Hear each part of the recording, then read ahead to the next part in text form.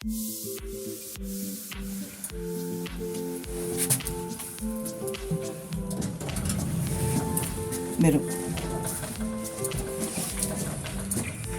চল বেরো।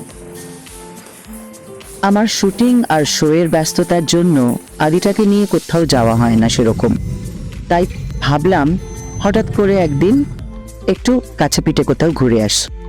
আর সেই যে বাঙালিদের দীপুদা, মানে নয় দীঘা, নয় দার্জিলিং, আর নয় পুরী, আমরা গেলাম মন্দারমণি।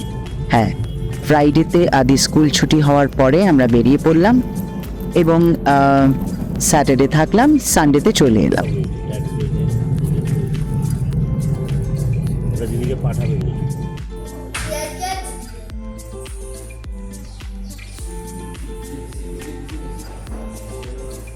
ব্রেকফাস্ট করো, হ্যাভ ইউর এগ। সারাদিন আমরা হুল্লোড় করলাম। যাওয়ার সময় আদি খুব মজা পেয়েছিল, আর আদি তো জল ভীষণ ভালোবাসে, সেটা সমুদ্রই হোক বা সুইমিং পুল। খুবই দাপাদাপি করলো আর খুবই আনন্দ পেল একদিনের জন্য। সেটা দেখে আমারও মনটা খুব ভালো হয়ে গেল। একদিনের ঝটিকা সফরে আমারও মনটা, মেজাজটা বেশ ফুরফুরে হয়ে গেল, কারণ সারাক্ষণই তো কাজের মধ্যে থাকি, আর ও সারাদিন স্কুল আর বাড়ি, এর বাইরে তো আমাদের আর কোনো সেরকমভাবে জগৎ নেই।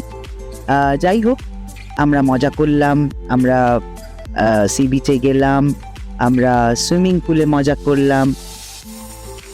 আদি আবার কিছুক্ষণ জিদ্দার গানের সঙ্গে মাথা দোলালো।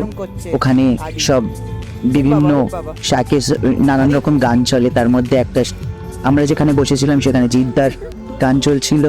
আমি আবার বললাম এটা আমি জিদ্দাকে পাঠাবো। পরে রাত্রিবেলা আমরা ডিনার করলাম সমুদ্রের ধারে শাকে।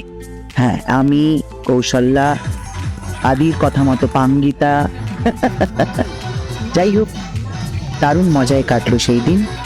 তারপরে আবার বাড়ি ফিরে এলাম আমরা।